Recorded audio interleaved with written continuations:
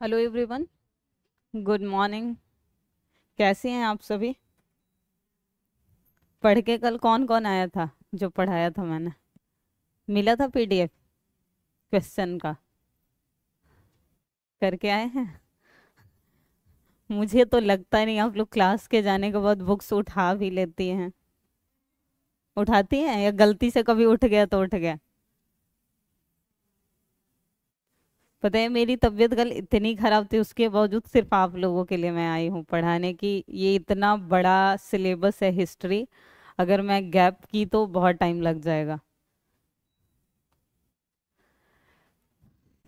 कोई नहीं, पढ़ लिया करिए।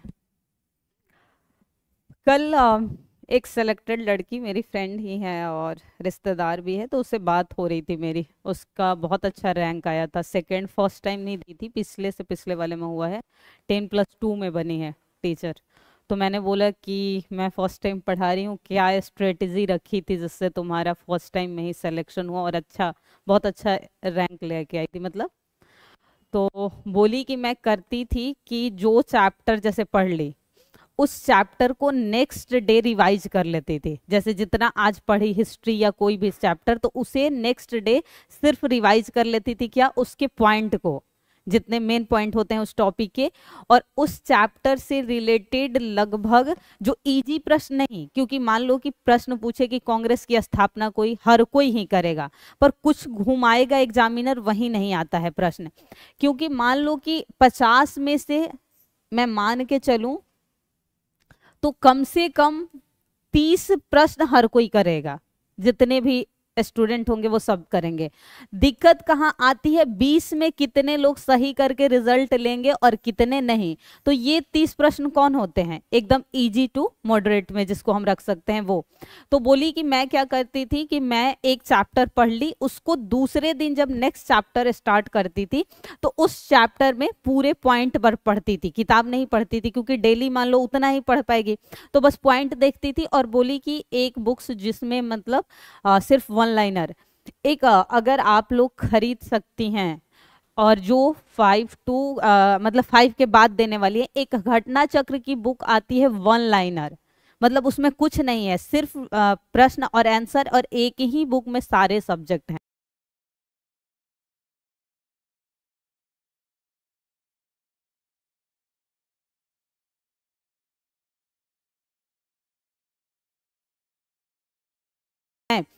प्रश्न बोली कि वो करती थी जो टफ हो, जो नहीं बनता हो, वो 15-20। तो बोली कि तुम ऐसा भी कर सकती हो, तो अगर आप लोग कहें तो जो चैप्टर पढ़ती हैं, पढ़ाया जाता है डेली, 10 से 15 प्रश्न डेली उससे रिलेटेड आपसे करवाया जाएगा, उसी टॉपिक से, उससे इतर नहीं। तो एक तरीका है। और बाकी जो मैं पढ़ाती हूँ, इसलिए मैं आज, कल आप लोग बोले थे कि मैम उसका नोट्स भी हमें देना, जो पढ़ाई हो चुका है तो उसका भी नोट्स है, और आगे जो पढ़ाना है वो भी है। तो ये आप कर सकती हैं, या तो मेरे साथ रिवाइज कर लीजिए, जैसे 20 से 25 मिनट लगेगा, जितना टॉपिक हुआ है उसको एक बार रिवाइज कर लीजिए, और 20 मिनट मैं फास्ट प्रश्नों को कराती हूँ। तो अगर 15 प्रश्न है तो मैं मैक्सिमम 20 से 25 मिनट में करा दूंगी, आधे घंटे से थोड़ा सा ज्यादा में दोनों हो जाएगा, आपका रिवीजन और प्रश्न हो जाएंगे, और 1 घंटा आपको मैं थ्योरी पढ़ाऊंगी। ये तरीका है, या जिस तरह आपकी क्लासेस चल रही है वो चले, ये डिपेंड आप पर करता है। ये आप पे करता है, ये आपको मैं मतलब ऑफर दे रही हूँ। दो तरीका है, या तो जैसे मैं थ्योरी पढ़ाती हूँ सिर्फ थ्योरी पढ़ा दूंगी, और एक है तरीका कि मैं आधे घंटे रिवीजन और प्रश्न कराने में लूंगी, और 1 घंटा ही थ्योरी पढ़ा दूंगी। क्या? हाँ। हाँ, 1 घंटा थ्योरी। अच्छा, देख लीजिए आप लोग, वैसे कल का पहले रिवीजन कर लीजिए, क्योंकि आज वैसे भी मैं बहुत कम 1 घंटे ही पढ़ा पाऊंगी, बिल्कुल बोलने की हिम्मत नहीं है। ये है कि जो कांग्रेस से पूर्व की संस्थाएं, क्योंकि इस पे बात हुई नहीं थी आपकी, बस सरसरी निगाह से देख लीजिए। मैंने बोला था 4 स्थानों पे जो है ये संस्थाएं स्थापित की गई थी, बंगाल, बंबई, मद्रास और लंदन, 4 स्थानों पे की गई थी। तो बंगाल में जो राजनीतिक संस्थाएं स्थापित की गई थी, उद्देश्य क्या था, कांग्रेस से पूर्व जो, दो ही था, राजनीतिक शिक्षा देना,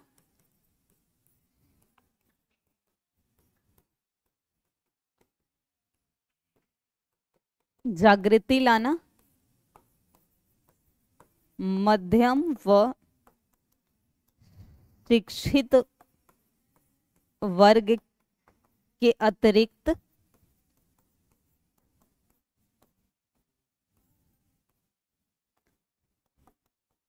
साधारण वर्ग को भी शामिल करना। ये सिर्फ तीन ही मुख्य उद्देश्य थे इन संस्थाओं के गठन के। एक तो राजनीतिक रूप से शिक्षित करना लोगों को, राजनीति जागृति लाना, अवेयरनेस की बात, और अभी तक जहां मध्यम और शिक्षित वर्ग था उसके अतिरिक्त अब कौन, साधारण वर्ग भी शामिल हो जाएगा।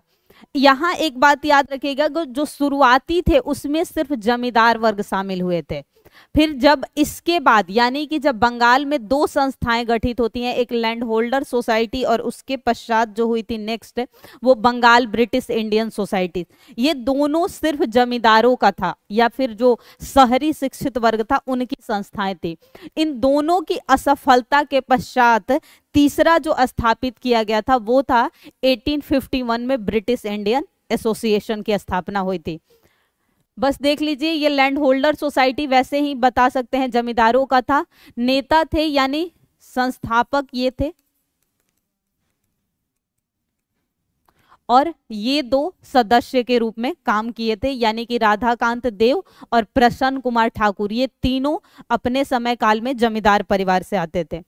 दूसरा स्थापित किया गया था बंगाल ब्रिटिश इंडिया सोसाइटी 1843 में, ये किया गया था ब्रिटिशों द्वारा, जिसमें जो थे जॉर्ज थॉमसन द्वारा किया गया था। नेक्स्ट, इन दोनों की असफलता के पश्चात जो अगला बना ब्रिटिश इंडियन एसोसिएशन 1851 में, इसके संस्थापक थे राधाकांत देव। इस समय एक पत्रिका बहुत ज्यादा इसमें थी, पैट्रियट,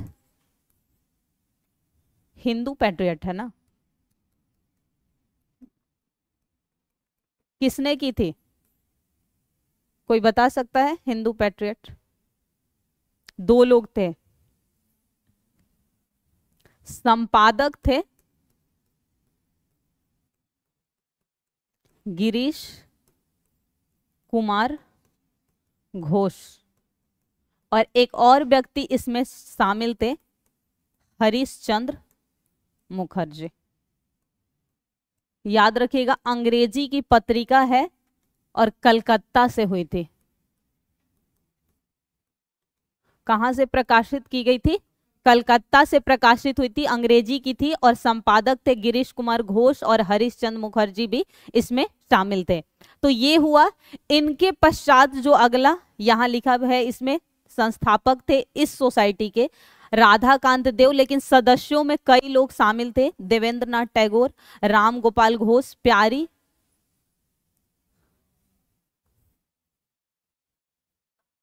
ये टाइपिंग एरर है, कुछ नाम होगा, चंद्र, अच्छा शरद चंद है, और ये है शरद चंद्र मित्र और कृष्णदाय पाल। यहाँ प्यारी कुछ नाम होगा, एग्जैक्ट मुझे याद नहीं है, कोई नाम होगा प्यारी करके। फिर आया इंडियन लीग। सबसे पहले साधारण वर्ग को शामिल करने के लिए इंडियन लीग 1875 में किसने लाया था? शिशिर कुमार घोष ने। इसके अस्थायी अध्यक्ष बने थे शंभू चंद्र मुखर्जी। इसी से निकला फिर आगे जाके 1876 में इंडियन एसोसिएशन। इसमें दो थे, सुरेंद्र नाथ बनर्जी, आनंद मोहन बोस। इसकी याद रखिएगा प्रथम जो बैठक हुई थी 1883 में, और इसकी दूसरी ऐसे कर रही हूं यानी अध्यक्षता उन्होंने की, और 1885 में दूसरी। ये हुआ कहां था? Albert hall. अल्बर्ट हॉल में स्थापित किया गया था।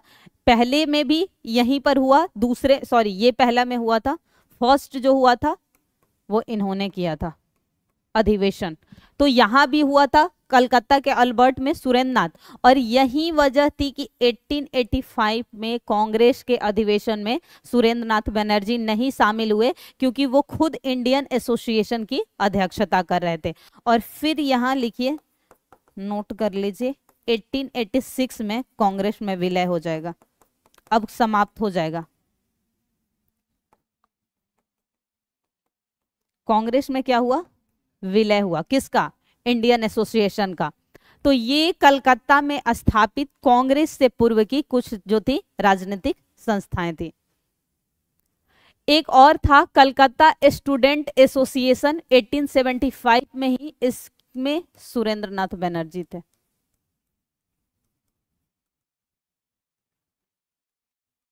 अच्छा, सुरेंद्र नाथ बनर्जी को एक उपनाम दिया जाता। हाँ, फर्स्ट ना, वहाँ उपनाम मैंने बोला, वो आप सत्येंद्र की बात कर रहे हैं। उपनाम जो दिया गया था,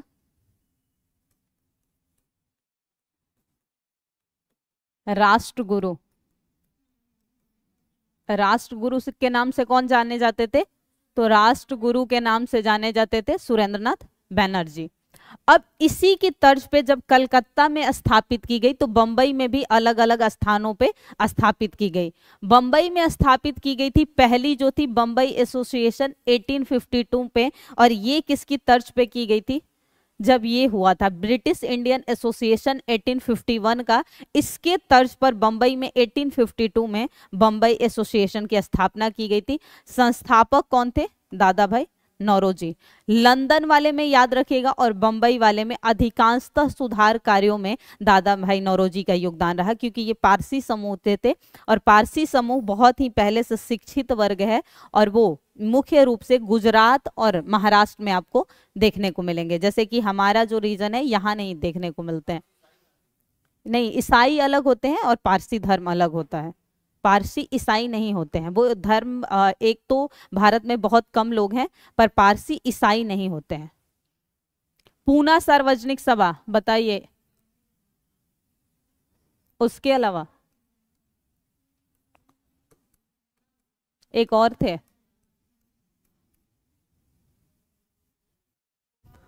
मैं नहीं पढ़ के आई तो आज आप लोग भी पता था क्या कि मैम नहीं पढ़ के आ रही हैं, तो हमें भी नहीं आना है पढ़ के। जोशी, एम से ही उनका नाम है, महादेव जोशी या कुछ है, महादेव ही शायद नाम है, जोशी नहीं, गणेश वासुदेव जोशी।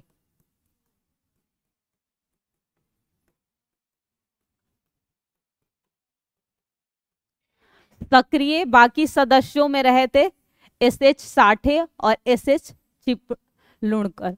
ये याद रखिएगा, कुछ स्रोतों में 70 है, तो मान लीजिए दिया हुआ होगा तो याद रखिएगा, मान लीजिए, पर ज्यादातर मैंने भी सर्च किया तो 8067, पर कुछ जगह पर 8070 दिया है, तो मान लीजिए ऑप्शन में 1870 आए, 1867 नहीं आए तो वो कर दीजिएगा।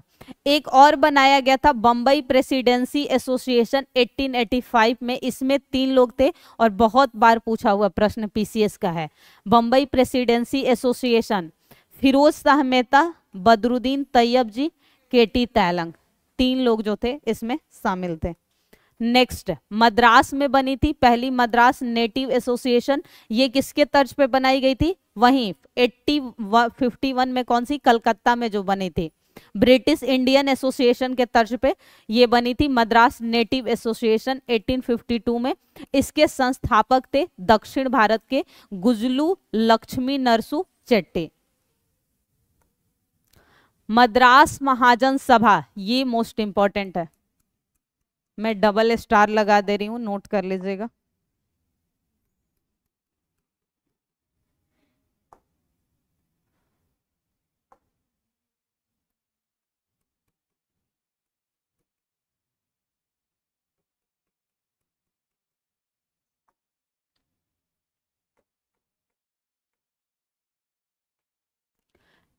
एम वी राघवाचारी, दूसरे जी सुब्रमण्यम अय्यर और पी आनंद चार्लू। अच्छा, जी सुब्रमण्यम अय्यर ने कब सर की उपाधि वापस कर दी थी? चीट कर रहे हो? जी सुब्रमण्यम अय्यर ने कब सर की उपाधि वापस कर दी थी? सर, जैसे कि कोई पदवी अंग्रेजों की तरफ से जैसे दी जाती है, सर की उपाधि, केसर ए हिंद की उपाधि, तो जो कुछ, तो कब वापस इन्होंने कर दी थी? वो तो शंकर नायर थे, शंकरन नायर। इन्होंने किया था जब होम रूल लीग के नेताओं को गिरफ्तार कर लिया गया था। कब गिरफ्तार किया गया था उन्हें? 1917 में कर लिया गया था।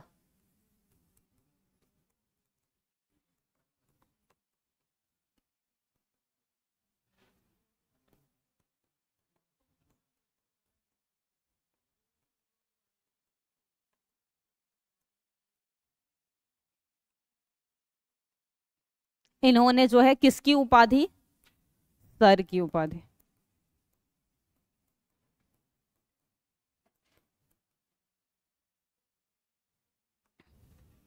लंदन में राजनीतिक संस्थाएं जो स्थापित की गई थी, लंदन में स्थापित करने का उद्देश्य था कि जो भारतीय थे या भारत, तो जो वहां बसे हुए भारतीय थे और जो भारतीयों की समस्या थी उसे इंग्लैंड में प्रदर्शित करना, मेन यही था। इसलिए ताकि वहां जो लोग रहे हैं उन्हें भी पता चले कि यहाँ पर भारतीयों की स्थिति क्या हुई है ब्रिटिश की वजह से, और ब्रिटिश को ये बताना कि यहाँ पर भारतीयों की दुर्दशा कैसी है। इसलिए मुख्यतः जो लंदन में हो गए, दादा भाई नौरोजी ने ही किया है 1865 में।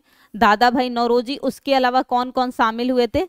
फिरोज शाह मेहता, बदरुद्दीन तैयब जी, WC बनर्जी, मनमोहन घोष। हाँ, ये सोसाइटी के संस्थापक थे। हाँ, नेतृत्व वो, हाँ, सदस्य के रूप में। ईस्ट इंडिया एसोसिएशन, कई बार पूछा हुआ प्रश्न है। 1866 में, याद रखिएगा, दादा भाई नौरोजी ने किया था।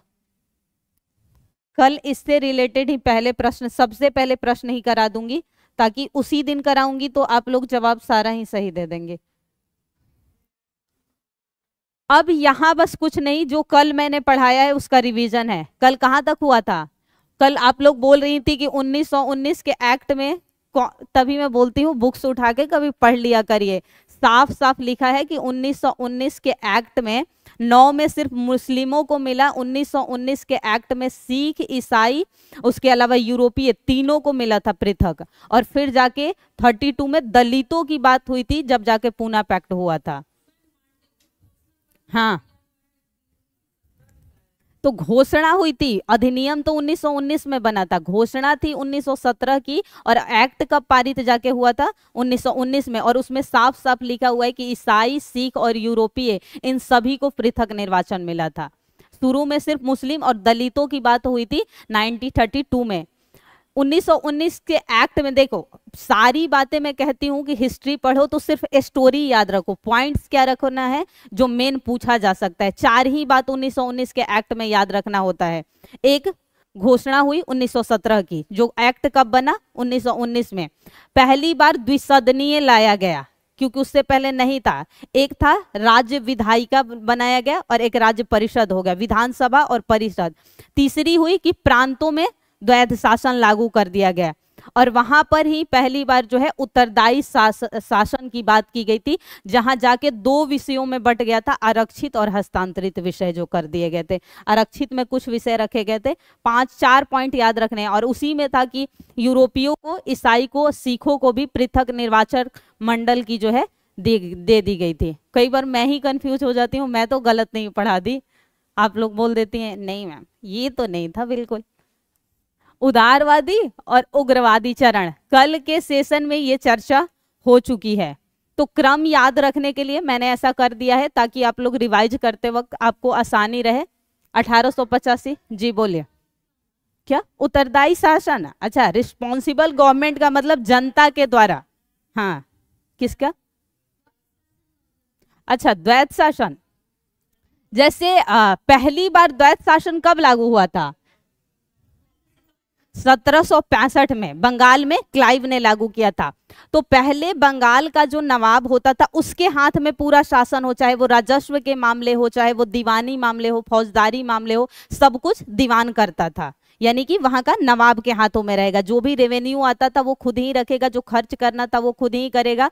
लेकिन क्या हुआ, जब 1765 में इलाहाबाद की संधि कर दी गई, तो मैंने बोला था कि किन 3 जगहों की दीवानी ब्रिटिशों के हाथों में गई थी, बिहार, बंगाल और उड़ीसा की दीवानी चली गई थी उनके हाथों में। क्लाइव ने क्या किया कि बंगाल में उसी समय द्वैध शासन लागू कर दिया। जैसे जो रेवेन्यू वगैरह के अधिकार हैं अंग्रेजों के हाथ में चले गए, बाकी देखरेख के जैसे मामले हो गए, दीवानी मामले हो गए, ये सब किसके पास रह गए, नवाबों के पास। तो 2 लोगों के पास शासन चला गया, इसीलिए उसे द्वैध शासन कहा जाता है। हाँ हाँ, उसके बदले अब सोचिए कि मान लीजिए मैं संस्था चला रही हूँ एज एग्जाम्पल, और मैं रेवेन्यू कोई और लेगा और बाकी कुछ मुझे करना होगा। अब मुझे क्या होगा, अगर मेरे पास रेवेन्यू आएगा जो भी एडमिशन से यहाँ, तभी मैं सारी चीजें करू पाऊंगी कि ये खर्च यहाँ करना है। अब रेवेन्यू लेते थे वो, बहुत सारे मामलों का हाथ में ले लिया था अंग्रेजों ने, और इन्हें क्या दे दिया था, देख रेख के मामले। तो नवाब क्या बन गया, नवाब सिर्फ और सिर्फ अंग्रेजों के इशारों पे काम करने लगा। वो तो अब नहीं कर सकता कि अपने मन तरीके से जो भी सुधार नियम लाना चाहेगा, उसके हाथ में कुछ नहीं था, इसलिए उसे द्वैध शासन कर दिया गया। कि मतलब एक ही जगह पे 2 लोगों का, सिंपल भाषा में 2 लोगों का शासन आ गया। अब जो नवाब के हाथों में पूरा बंगाल का शासन था, अब ब्रिटिशों के हाथों में भी चला गया और नवाबों के हाथों में, इसलिए 2 लोगों का शासन तो द्वैध शासन। पहले फिर वही प्रांत में लागू कर दिया गया, यानी जितने प्रोविंस थे उसमें, और उसके बाद फिर जब 1900 किस एक्ट में केंद्र में लागू होता है, हाँ 1935 के एक्ट में जाएगा, तो प्रांत के स्थान पे केंद्र में चला जाएगा द्वैध शासन की शक्ति। तो सिंपल है, ये शायद बताया भी गया है द्वैध शासन, आप नहीं आई होंगे। हाँ उस समय शायद आप नहीं आती थी शुरुआती समय में। कांग्रेस की स्थापना 1885, पहली क्रांतिकारी समिति मार्च 1902 किसने किया था। अब ये सब क्या क्या कर दिया था, हाँ किसने किया, बोलिए हाँ जी। हाँ, लेकिन पी मित्रा के बारे में ये है कि शायद वो हर स्रोत में नहीं दिया हुआ है। बरिंद्र कुमार घोष थे और एक और व्यक्ति थे। हाँ, इसकी कई ब्रांच बने थे। देखिए, संयुक्त प्रांत में बनाया गया था, अनुशीलन समिति का ब्रांच पटना में बनाया गया था, कई स्थानों पर शुरुआत कहां से की गई थी, बंगाल से। युगांतर पत्रिका का संबंध इसी से था, अप्रैल 1906। राष्ट्रीय शिक्षा परिषद 1906। मुस्लिम लीग की स्थापना, कांग्रेस का कलकत्ता अधिवेशन जहां पहली बार दोनों के बीच मतभेद हुआ था, मुस्लिम लीग का अमृतसर अधिवेशन, इसी अधिवेशन से निकला था, ये मांग की गई थी किसकी, मुस्लिमों के लिए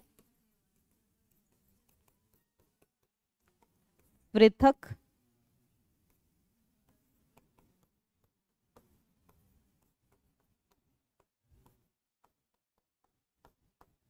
मांग।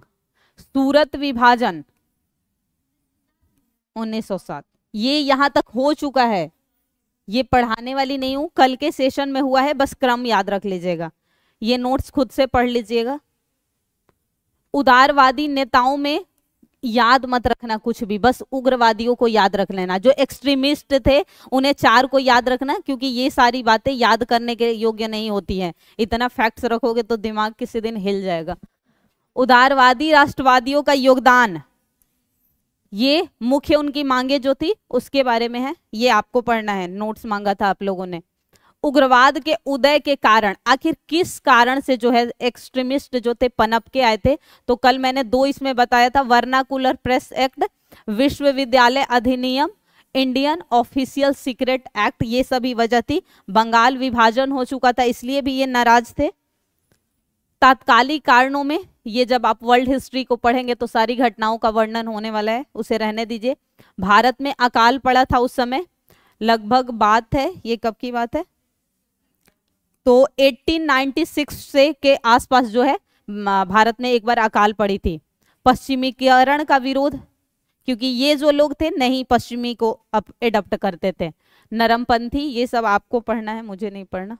ये 4 मांगे मैंने बोली थी, 4-5 मांगे जो इनकी थी, जिसमें याद रखना है बहिष्कार, स्वदेशी, राष्ट्रीय शिक्षा, एक और था स्वराज, 4 ही बस याद रखना। बंगाल विभाजन, तीनों की बात हुई थी। घोषणा कब किया था? 20 जुलाई। इतने को हुआ था बहिष्कार और प्रस्ताव। 16 अक्टूबर को क्या हुआ था? प्रभावी हो गया था। क्या मनाया गया था?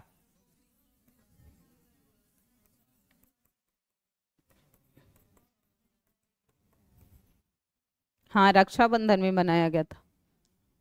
बंगाल विभाजन के उपरांत वही जो बहिष्कार आंदोलन में क्या क्या किया गया था? विदेशी वस्त्रों को, इसके अलावा स्कूल, अदालत, उपाधि, सरकारी, यही उपाधियों का जब भी कोई भी बहिष्कार आंदोलन चलाए जाते थे तो ब्रिटिश द्वारा जो दी गई उपाधियां होती थी उन्हें खत्म कर दिया जाता था, यानी वो छोड़ देते थे वापस। ये मुख्यतः जो अनुशीलन समिति में माने जाते हैं वो माने जाते हैं बरिद्र कुमार घोष और भूपेंद्र नाथ दत्त। लेकिन आप जो कह रही हैं वो भी सही है, पी मित्रा जो थे उनका कई स्रोतों में वर्णन है। तो अगर मान लीजिए पी मित्रा भी हो तो आप टिक कर सकती हैं। मान लीजिए इन दोनों के अलावा उनका नाम हो तो वो हाँ, ई ई ई ई डी क्या है? अच्छा, एक से, तो डी के साथ जाइए, मुझे लगा ई है, ई एक से अधिक। स्वदेश बांधव समिति, अश्विनी कुमार दत्त। राष्ट्रीय शिक्षा परिषद हुआ ही था अभी 6 में, और उस समय साहित्यिक, ये आपको पढ़ना है, मिल रहा है। मार्ले मिंटो संस्थापक अध्यक्ष, सारी बातें लिखी हुई हैं। यहां तक हो चुका था शायद। दादा भाई नौरोजी, जो इनकी मांगे रखी गई थी 4। सूरत विभाजन, यहां तक। सूरत विभाजन का एक कारण ये भी था 1905 में जो प्रिंस ऑफ वेल्स का भारत आगमन था, ये इस बात से भी नाराज थे ये लोग। 1909 का, यहां से पढ़ना था। कल के सेशन का वो है, रिवाइज कर लीजिएगा, नोट्स है। 1909 के भारत परिषद अधिनियम 1908 में हुई थी किसकी? मुस्लिम लीग की अमृतसर अधिवेशन। कहां पर किया गया? अमृतसर में, सॉरी, अमृतसर अधिवेशन है तो अमृतसर में किया गया होगा। उसमें फिर ये एक्ट बनने के बाद जो एक लाया गया था, क्या लाया गया था कि उनके लिए मुस्लिमों को पृथक निर्वाचन मंडल। किसने आखिर कहा था कि हम नाग का दांत बो रहे हैं और उसका नुकसान हमें झेलना पड़ेगा आगे जाकर? जब मार्ले मिंटो सुधार अधिनियम लाया गया था। ऐसे स्टेटमेंट बहुत पूछे जाते हैं। हाँ बोलिए, सही बोल रही हैं। हाँ, मार्ले ने ही मिंटो को ये कहा था कि हम जो है नाग का दांत बो रहे हैं और आगे जो है विष भी हम ही को मिलने वाला है। इस अधिनियम जो में एक तो मुस्लिम लीग को मिला पृथक निर्वाचन मंडल, उसके अलावा केंद्रीय और प्रांतीय विधान परिषदों के आकार में वृद्धि कर दी गई थी, यानी इनकी जो संख्या है बढ़ा दी गई थी। पहली बार किसी भारतीय को वायसराय और गवर्नर की कार्यकारिणी बनाया नहीं गया है। उसकी कार्य अभी तक जो कार्यकारिणी परिषद होती थी जिसका शुरुआत में 4 वर्ष तक कार्यकाल होता था, उसमें भी भारतीयों को शामिल नहीं किया जाता था। भारतीयों को किसी भी उच्च पद पे नहीं शामिल होने दिया जाता था। तो यहां याद रखिएगा कि वायसराय बनाया नहीं गया है, वायसराय की कार्यकारिणी परिषद का सदस्य जो है एसोसिएशन बनने का प्रावधान वो भी किया गया है। इसके अलावा पृथक निर्वाचन के आधार पर मुस्लिमों के लिए सांप्रदायिक प्रतिनिधित्व का प्रावधान, और इसी अधिनियम के तहत जो है सांप्रदायिकता को वैधानिक पहली बार जो है बनाया गया था, उससे पूर्व नहीं था। इससे और क्या क्या हुआ था? Presidency corporation, chamber of commerce, विश्वविद्यालयों और जमींदारों के लिए अलग प्रतिनिधि का भी प्रावधान किया गया। यानी कि मुस्लिमों के अलावा जो है जमींदारों के लिए, विश्वविद्यालयों के लिए जो उस समय प्रेसिडेंसी कॉरपोरेशन होते थे, चैम्बर ऑफ कॉमर्स होते थे, इनके लिए भी अलग से प्रतिनिधि का जो है प्रावधान किया गया था। अब यहां से मेन आज की चर्चा, आपकी आज की जो चर्चा है यहां से है। क्या है तारीख?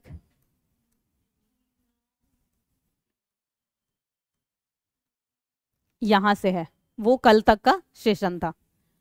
यहां जो चर्चा हमारी होनी है मुख्यतः यहां तक होगी, क्योंकि जब यहां से पढ़ेंगे गांधी युग की कल शुरुआत करेंगे। वैसे भी आज मैं शायद 1 घंटे ही आपको पढ़ाऊंगी गांधी युग, ये पढ़ना है कल से। दिल्ली दरबार, यहीं लिख दूं या अलग लिख लिख पढ़ा दूं? जी। दिल्ली दरबार। अच्छा, दिल्ली दरबार के पश्चात एक और घटना बहुत इंपॉर्टेंट हुई थी जिसमें 4 लोगों को फांसी की सजा दे दी गई थी। कौन सी घटना थी? हाँ, जो दिल्ली षड्यंत्र केस का, हाँ वही, हाँ बिल्कुल सही। मुझे तो लगता है लड़कियां ही पढ़ती हैं, आप लोग बिल्कुल नहीं पढ़ते हो। नहीं ना? हाँ वही, दिल्ली दरबार।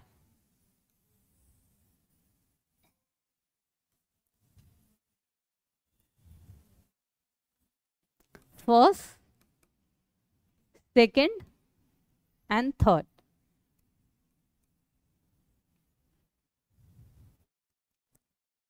1877। कौन था?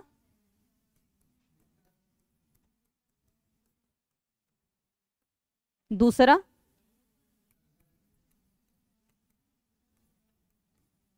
तीसरा?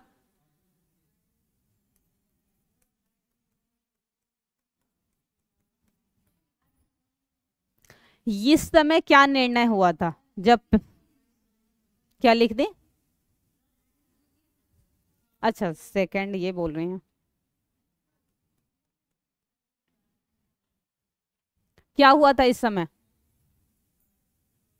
तभी मैं बता के भी आती हूँ कि ये कल पढ़ना है, तब भी नहीं आप। एलिजाबेथ कहाँ आ गई यहाँ पर? एलिजाबेथ यहाँ आ गई। महारानी विक्टोरिया।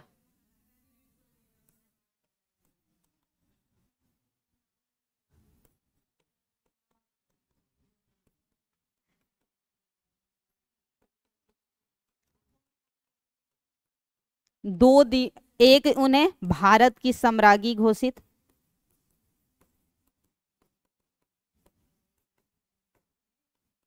और दूसरा केसर ए हिंद की उपाधि। दूसरे में कौन आया था तो दरबार आयोजित हुआ दिल्ली का? वो तो तीसरे में आया था बाबा, एडवर्ड सप्तम।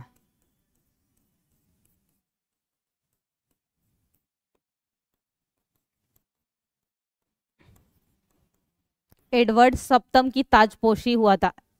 बहुत धन बर्बाद होता था जितने भी दिल्ली दरबार होते थे, इसलिए उग्रवादी जो थे, एक्सट्रीमिस्ट थे, इस बात से बहुत नाराज होते थे दिल्ली दरबार में। हाँ, उसके बावजूद किया गया था। ये एग्जैक्ट डेट बताइए, पूछा जाता है दिल्ली दिल्ली दरबार एग्जैक्ट डेट।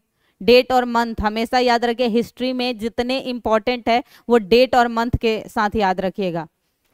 मिस्टर बुक्स लेके बैठे हैं, उसी से देख के बता दीजिए कम से कम। नहीं नहीं, ये मिस्टर बैठे हुए हैं ना, देख के ही बता दीजिए। तृतीय दिल्ली दरबार नहीं डेट याद है? हे गॉड, इतना इजी! क्या निर्णय लिया गया? अब निर्णय बता देना, अब ये मैं नहीं बताऊंगी। बंगाल विभाजन को, हाँ तो यही तो पूछती हूँ। दूसरा, बिहार को बंगाल से अलग प्रांत की घोषणा। तीसरा, भारत की राजधानी।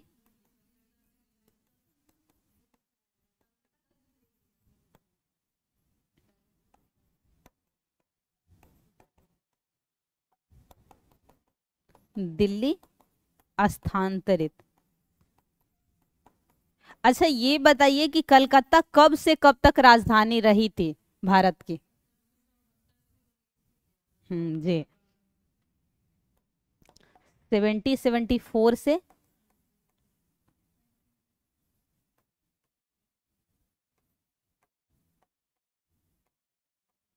11 तक। अब बिहार से बंगाल की, यहाँ पर थोड़ा सा बिहार स्पेशल भी पढ़ लीजिए, फायदा रहेगा।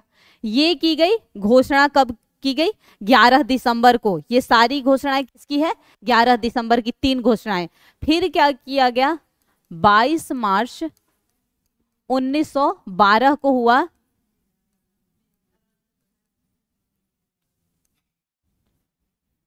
एक तो डिजिटल बोर्ड का फायदे से नुकसान ज्यादा दिखता है।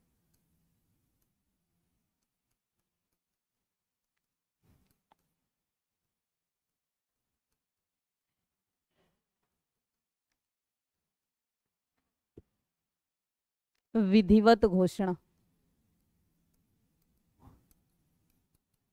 किस दिन से काम करना शुरू किया अलग प्रांत के रूप में?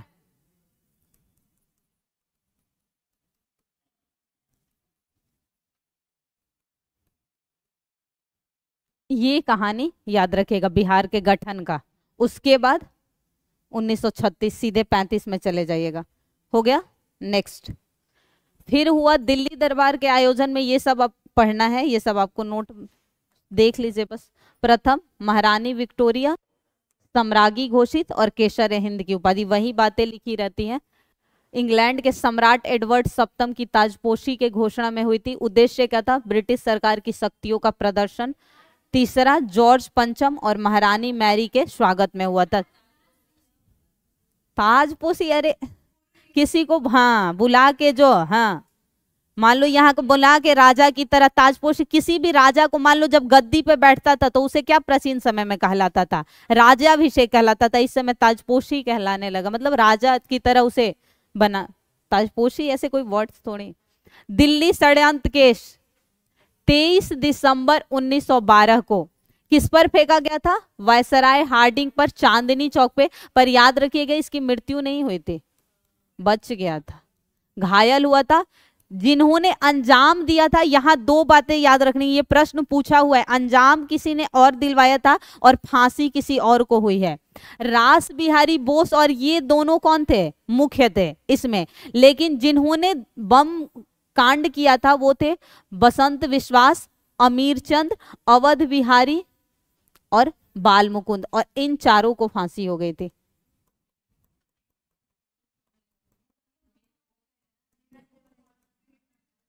इसीलिए कहा जाता है कि कोई गलत बात सिखाए तो उसके चक्कर में मत आओ, खुद तो बच के निकल जाएंगे पर आप पकड़े जाओगे। वैसे ये लोग तो देश के लिए कर रहे थे, पर ये चारों को हुई थी, याद रखिएगा। उसके बाद भी रास बिहारी बोस और सचिन नाथ सन्याल थे। ये क्योंकि कई बार पूछा है कि दिल्ली षड्यंत्र केस में किसे फांसी की सजा, तो लगता है कि दो मुख्य नेतृत्वकर्ताओं को नहीं, ये इन्होंने नेतृत्व किया था चारों को। अच्छा, कौन एक ऐसी और घटना है जहां 4 लोगों को फांसी दे दी गई थी अलग अलग शहरों में?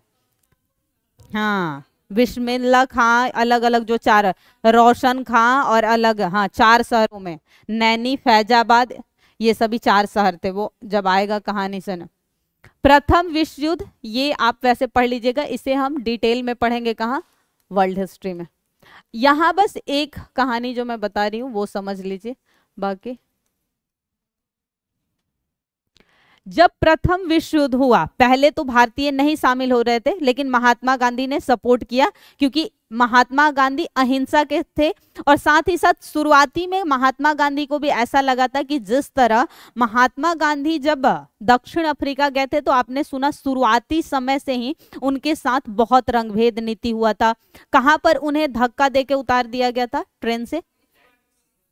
हाँ, पीटर्सबर्ग था, लीटर्सबर्ग, प्रिटोरिया नहीं। प्रिटोरिया में जो घटना हुई थी डरबन के प्रिटोरिया में, वो वहां नहीं उतारा गया था। हाँ, वहां पर एक याद रखिएगा कि एक एक्ट वहां पर था, एशियाटिक रजिस्ट्रेशन एक्ट, जिसके तहत हर व्यक्ति को भारतीय होने के लिए एक प्रमाण पत्र लेके, यानी एक रजिस्ट्रेशन कार्ड लेकर चलना होता था, कि अगर आपको कहीं रोकती है वहां की पुलिस, मतलब ब्रिटिश, तो आप दिखा देंगे कि हाँ मैं भारत से हूं, तो आपको जेल वेल में नहीं डाला जाएगा। तो ये बहुत गलत उन्हें लगा कि किसी व्यक्ति को नॉर्मल लाइफ, जैसे कि ऑफिस में जाओ तो चलता है रजिस्ट्रेशन, किसी आप स्कूल में जाते हो, कॉलेज में, तो वहां आपको प्रमाण पत्र की जरूरत होती है कि आप यहां से संबंधित हो या नहीं। जैसे यहां शायद नहीं है, लेकिन दिल्ली की संस्थाओं में आपको एंट्री करने के लिए कार्ड देना पड़ता है। तो वो ऐसी घटनाएं, तो उन्हें बहुत बुरा, तो वो घटना थी डरबन की और वहां पर प्रिटोरिया में उनके साथ घटना हुई थी।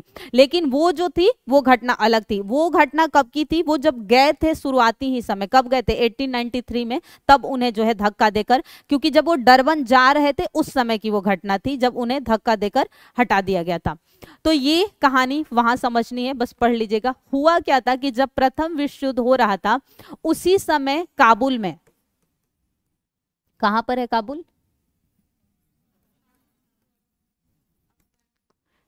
1915 की बात है कि यहां पर एक अस्थाई सरकार का गठन होता है।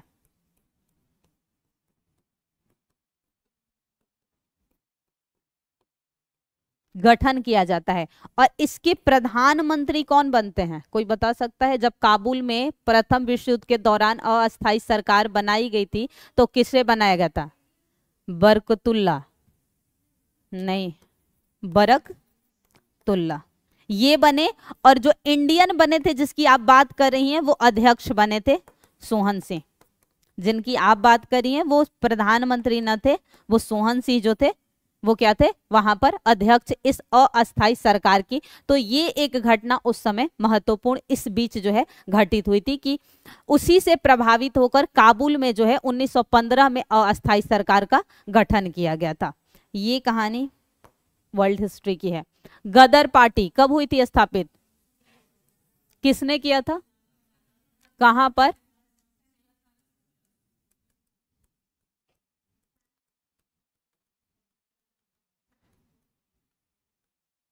लाला हरदयाल। यहां एक पत्रिका भी जारी होती थी, गदर पत्रिका। किस भाषा में थी ये सबसे पहले याद रखिएगा उर्दू में प्रकाशित हुई थी। गदर पत्रिका जो है सबसे पहले उर्दू में हुई थी, उसके बाद हिंदी और इंग्लिश में इसका प्रकाशन हुआ था। प्रथम ये उर्दू में आती थी। तो जब गदर पार्टी की स्थापना हुई तो उस समय कई लोगों ने साथ दिया था। उसमें से थे रामचंद्र, यही बरकतुल्ला जिन्होंने अस्थाई सरकार के गठन में प्रधानमंत्री के पद पर थे। रामदास पुरी, ये जो थे सोहन सिंह उस समय अध्यक्ष के पद पर थे काबुल में। नहीं, ये सोहन सिंह वो नहीं है, ये है, क्या किया था सोहन सिंह भाखना ने, किसकी स्थापना की है? करतार सिंह सराबा, भाई परमानंद, भगवान सिंह। नहीं, सिर्फ संस्थापक पूछेगा तो लाला हरदयाल ही थे। भाखना सिंह ने, सिर्फ सोहन सिंह भाखना ने साथ दिया था यहां पर।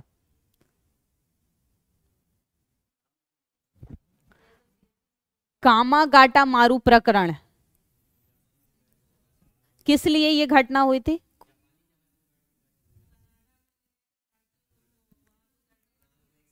मतलब ये था कनाडा के सरकार का कि अगर आप भारत से कनाडा आएंगे तो हम प्रवेश देंगे, लेकिन अगर आप दूसरे देश से होते हुए डायरेक्ट भारतीय कनाडा आएंगे तो हम रहने का स्थान नहीं देंगे। इसके को कौन मुख्य नेता थे? बाबा गुरु दत्त। मुख्य रूप से कनाडा में कौन रहते हैं? आज भी देखिएगा पूरा पंजाब बसा हुआ है। पंजाबियों को नहीं कुछ हुआ, शादी करना है, ब्याह, वो सीधे कनाडा जाके बस जाते हैं। उन्हें मतलब सच में कई ऐसे वो हैं जो सिर्फ शादी करने के लिए, क्योंकि उन्हें ग्रीन कार्ड मिलेगा, कनाडा चले जाते हैं सिख। तो अधिकांशतः लोग जो थे वो सिख थे। तो इन्होंने क्या किया कि इंडिया से नहीं बल्कि दूसरे देशों से बहुत सारे भारतीयों को लेकर कनाडा जा रहे थे। कनाडा का सरकार बोल दिया कि नहीं, हम आपको प्रवेश नहीं देंगे, और इस बात पर जो है युद्ध मतलब लड़ाई हुई थी। अच्छा, इसके लिए समिति एक गठित की गई थी, यही याद रखना होता है, शोर कमेटी थे। शोर समिति जो थे उसका गठन किया गया था। इस कमेटी को एक और कमेटी के नाम से जाना जाता है, तटीय कमेटी, तटीय समिति।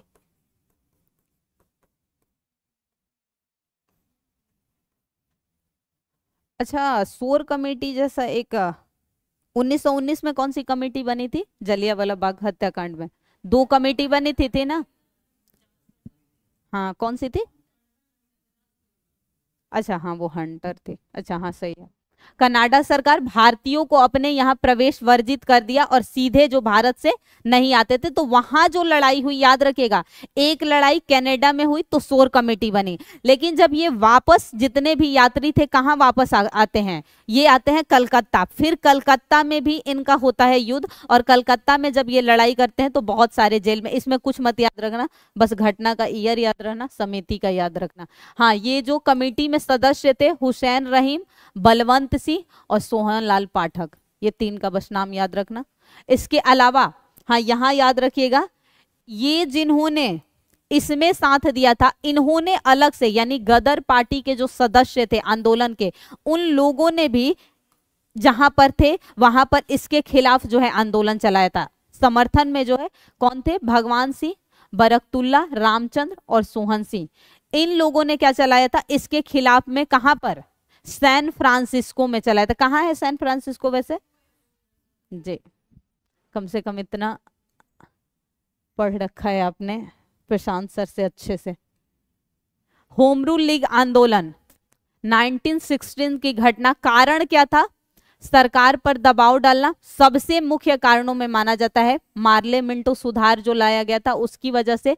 दूसरा मुख्य कारण माना जाता है प्रथम विश्व युद्ध, जिसमें भारतीयों को इतना अधिक नुकसान हुआ था भारत का उस समय कि भारत गरीबी में, भारत में 1918 में भूखमरी की स्थिति हो गई थी, और यही भूखमरी की स्थिति की वजह से 1918 में जब बोनस बढ़ाने की बात हुई थी, और कौन सी घटना में बोनस की बात होती है, 18, हाँ, तो अहमदाबाद मिल हड़ताल में जो ऐसी मजदूरों की स्थिति थी कि अगर बोनस नहीं दिया जाता तो उनमें भूखमरी की स्थिति आ जाती, और इसलिए वो मांग कर रहे थे कि 35% दिया जाए, जबकि वहां का जो मालिक था वो कितना 20% पे अड़ा हुआ था। तो सबसे बुरी स्थिति हो गई थी 1914 से 18 में, जब, क्योंकि पूरा यहीं से जितना युद्ध का खर्च था वो भारत से होकर जाता था, और यहाँ पर जो आर्थिक स्थिति थी बहुत खराब, तो ये कारण था।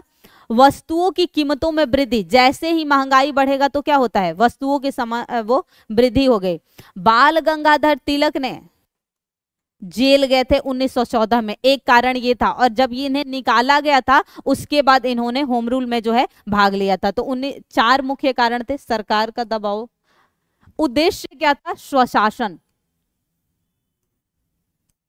क्योंकि अभी तक यही नहीं डिफाइन था कि आखिर जो है स्वतंत्रता कैसी चाहिए लोगों को, तो इस बात के लिए लेकर किया गया था। अब यहां समझो, 2 भागों में हम बांट लेते हैं, एक तरफ बाल गंगाधर, दूसरी तरफ बेसेंट। इन्होंने कब किया था शुरू, 16 में तो सबको पता है किया है, तो अलग करने का मतलब मंथ करना पड़े, 1916, ठीक। कहां से किया, बेलगांव से किया था, ना कि महाराष्ट्र से। घोषणा जो की गई थी वो बेलगांव कर्नाटक से की गई थी। इन्होंने कहां से किया था, अड्यार, हाँ मद्रास से। ये जो मुख्य रूप से लागू हुआ था महाराष्ट्र, लेकिन महाराष्ट्र में याद रखिएगा कि जो मेन शहर था बंबई में नहीं इनका लागू होता था। इसके अलावा मध्य प्रांत, ये सब में किसका था, इनका था, और पूरे भारत में, बाकी भारत में इनमें काफी लोगों का सहयोग था इस समय। या अच्छा, 2 कौन से ऐसे त्योहार शुरू किए थे तिलक ने,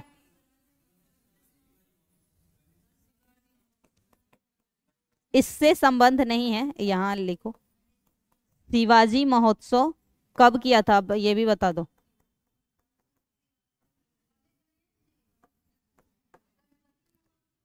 हाँ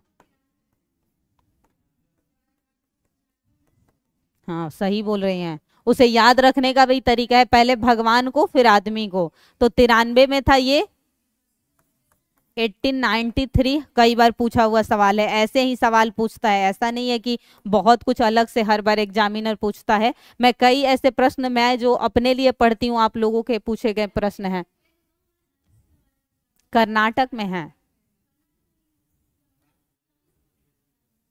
यहाँ घोषणा, जब यहाँ मीटिंग हुई थी तो वहां घोषणा किए थे, लागू हुआ था महाराष्ट्र और मध्य प्रांत में, जिसमें बंबई के क्षेत्र पर नहीं लागू था इनका। यहाँ इन्होंने घोषणा की थी कि बेलगांव में जब ये कहीं भाषण दे रहे थे तो पहली बार होम रूल लीग स्थापना की घोषणा किए थे, वहां लागू नहीं था, याद रखिएगा। यहाँ घोषणा, ये कर्नाटक में भी याद रखिएगा इनका था, कर्नाटक।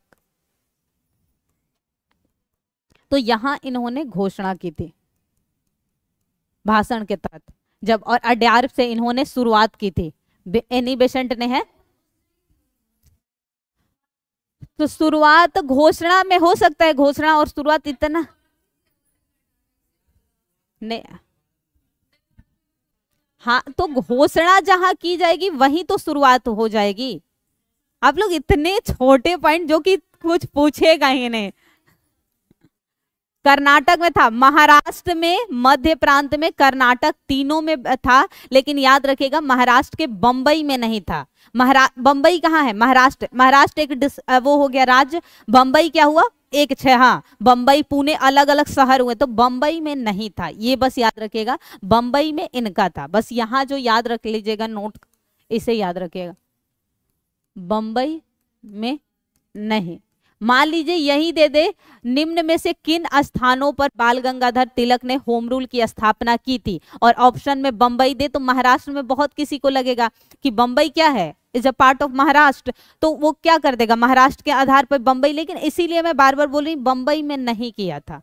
हाँ, बाकी पूरे महाराष्ट्र, जैसे पूना हुआ, उसके बाकी बड़े शहर हुए, सब में लागू था, बस बंबई में नहीं था। बंबई में था एनी बेसेंट का लागू। इतने छोटे माइन्यूटली बातों पे कितना ज्यादा ध्यान जाता है।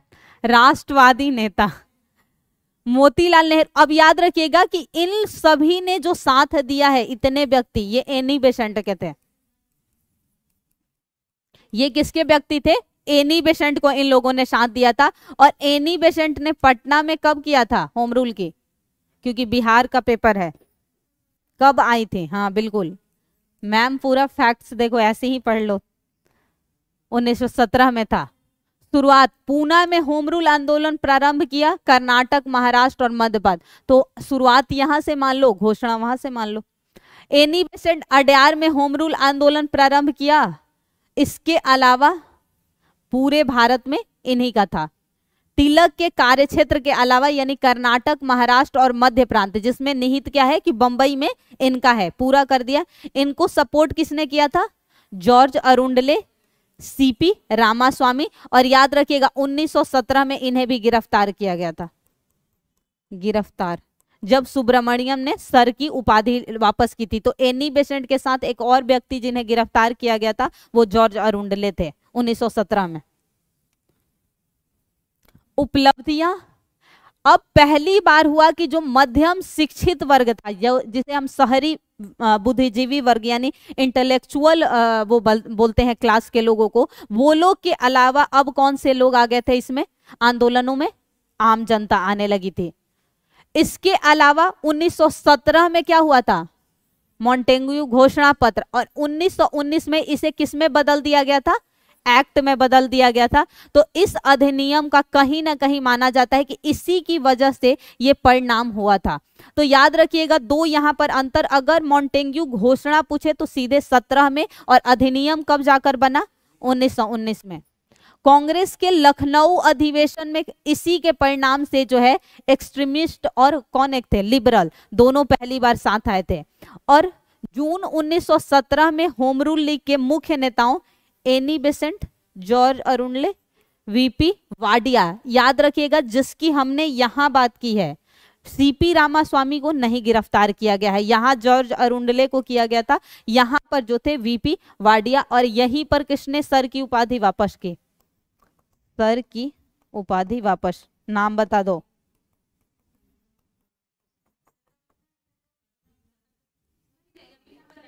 अभी बता, पढ़ते सुब्रमण्यम अय्यर।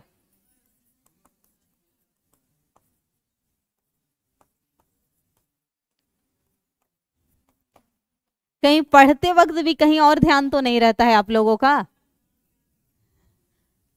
ऐसे नाम याद रखने पड़ते हैं। मुझे खुद पता है कि फैक्ट्स याद रखना मेरे से कोई ज्यादा नहीं जानता है, मुझे जीवन का सबसे टफ काम यही याद रखना होता है, पर ये सब नहीं ये बहुत इंपॉर्टेंट हो गया। इसके पूछे जाने के कम चांस है कि वीपी वाडिया या ये, लेकिन यहाँ पर जॉर्ज अरुंडले साथ भी दिए और गिरफ्तार भी हुए, तो वो ज्यादा इंपॉर्टेंट हो गए। ये सब इंपॉर्टेंट होते हैं फैक्ट्स। मैं नहीं कह रही हूँ कि सबके नाम याद रखो, नहीं याद होगा, किसी से नहीं होगा, बस घटना रिलेट करना सीखो। हिस्ट्री में जब तक रिलेट नहीं करोगे, फिर 1919 के एक्ट की बात को यहां लिख लेते हैं, 5 पॉइंट। 1919 का एक्ट, पहला क्या था? उत्तरदायी सरकार। दूसरा,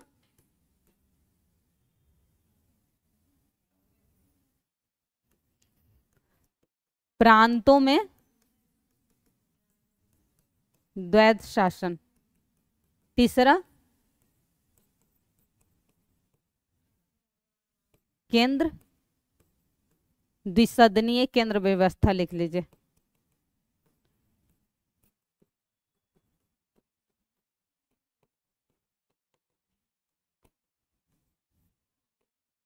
मुस्लिमों के अलावा किसे किसे मिला पृथक निर्वाचन? यहां सिख, पारसी व यूरोपीय।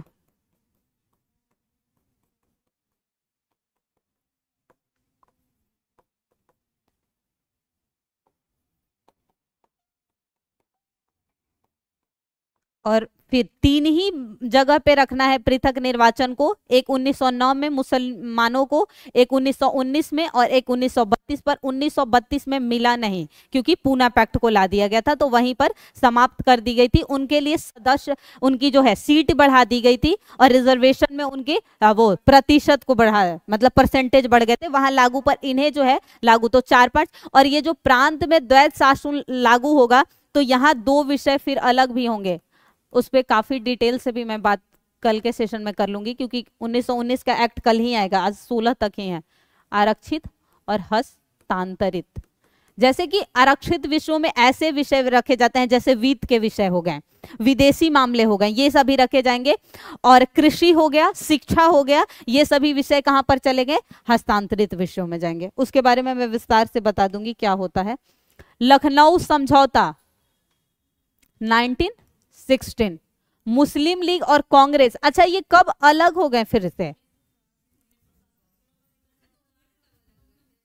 ये कब अलग हुए थे? 1907 में। देख, ये तो अलग थे ना, 1907 में तो अलग हो गए, एक्सट्रीमिस्ट और लिबरल, तो ये फिर से अलग हो जाते हैं और बहुत महत्वपूर्ण घटना में अलग हो जाते हैं।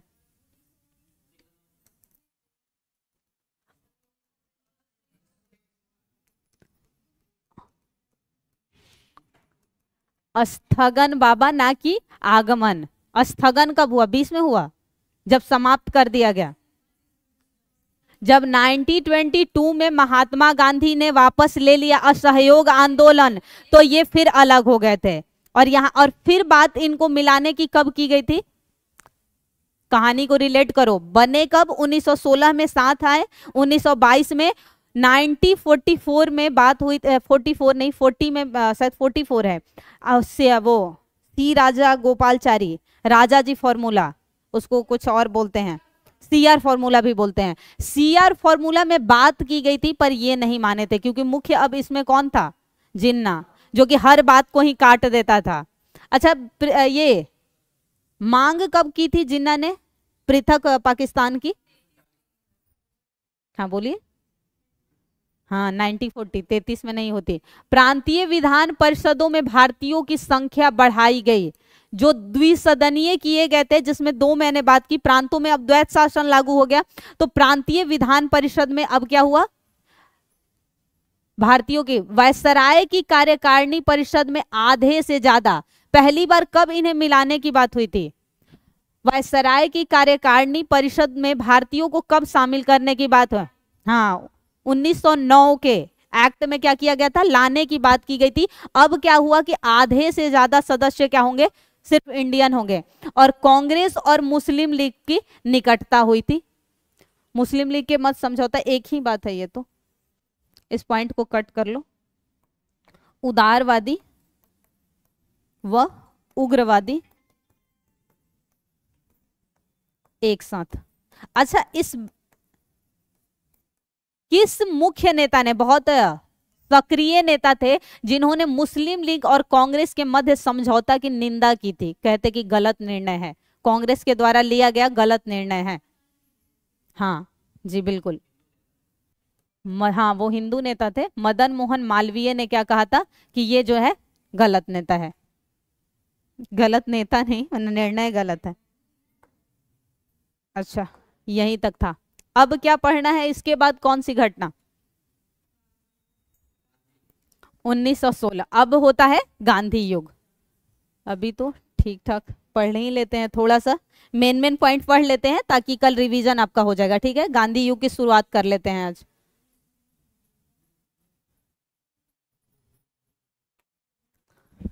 गांधी युग ऐसे करती हूँ, बीच में लिखने में आराम हो जाता है। कब से?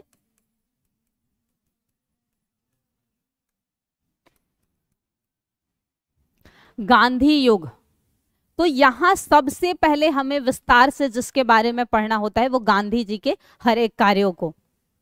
यहां मुख्यतः जो घटनाएं पढ़नी है, पहला एक तो गांधी जी के बारे में, उसके बाद कौन सी घटनाएं जो गांधी जी से रिलेटेड के अलावा, रॉलेट एक्ट,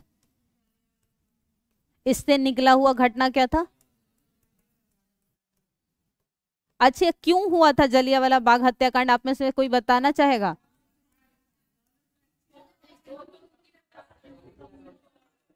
हाँ जी, हाँ बिल्कुल, क्योंकि उस समय धारा 144 लगने के बावजूद लोग इकट्ठे होके कर रहे थे। असहयोग, मैं इंपॉर्टेंट लिख रही हूँ, हाँ खिलाफत है पर मैं सब नहीं लिख रही हूँ, जो पढ़ना है।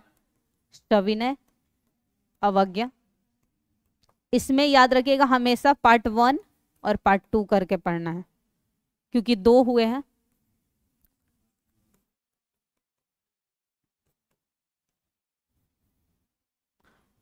लाहौर अधिवेशन 19,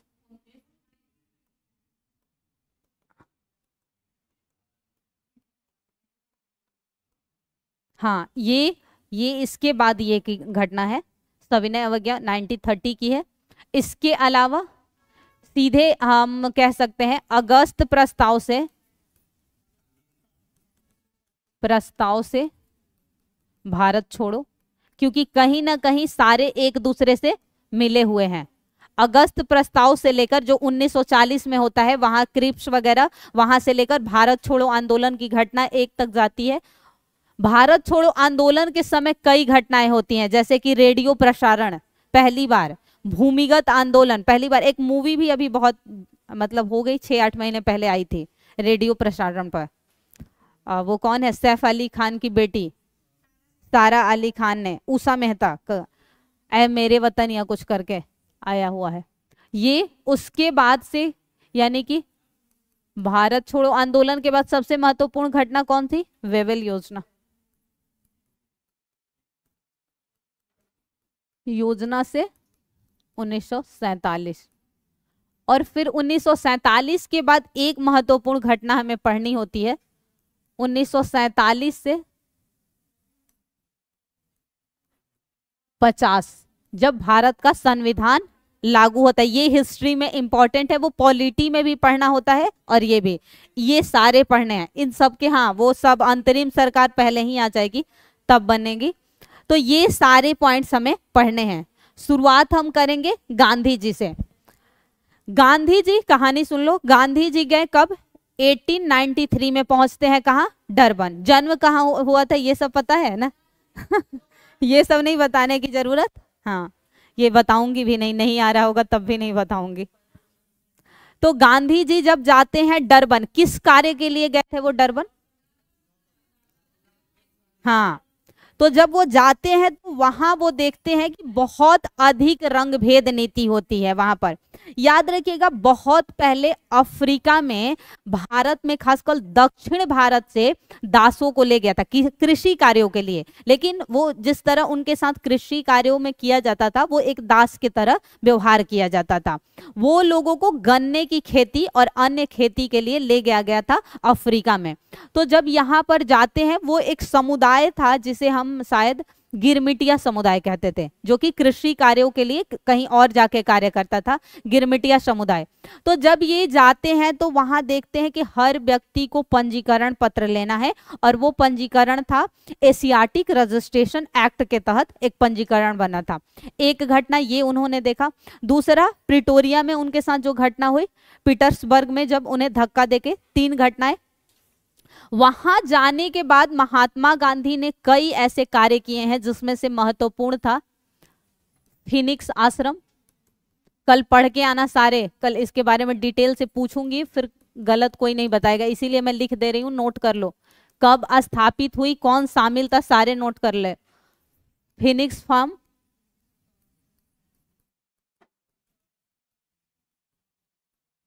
इसके अलावा एक और था जो 1894 में किया गया था, नडाल।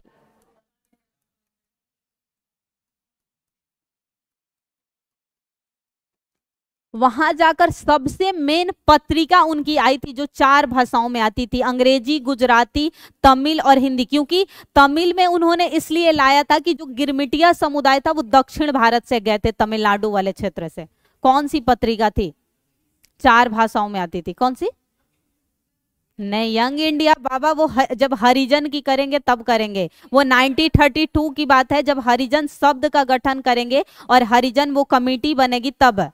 इंडियन ओपिनियन पत्रिका, इंडियन ओपिनियन पत्रिका। यहां एक पुस्तक भी उन्होंने लिखी थे। हाँ,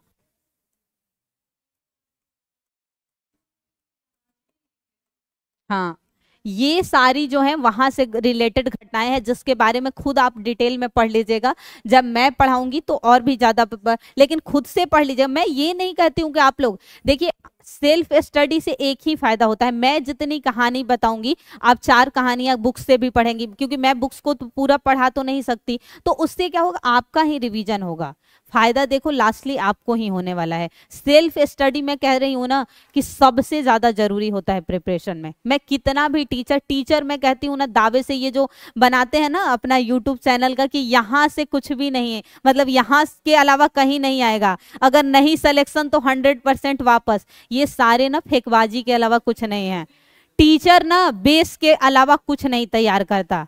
नहीं, यहाँ की बात हमें बाद में लगता है कई बार, अरे यार क्या ही पढ़ा रहे थे। मैं खुद जब जो मुझे हिस्ट्री पढ़ाए हैं वो टॉप वहाँ के कोचिंग के टीचर हैं, कभी कभी मैं सोचती हूँ क्यों कहानी ऐसी बताते थे, लेकिन अब समझ में आता है। हमें उस टाइम बहुत बोरिंग लगता था, यार कहानी फैक्ट्स नहीं पढ़ाता है, पर अब समझ में आता है कि वो कहानी ही याद है मुझे, उनका पढ़ाया कुछ नहीं याद है पर कहानी याद है।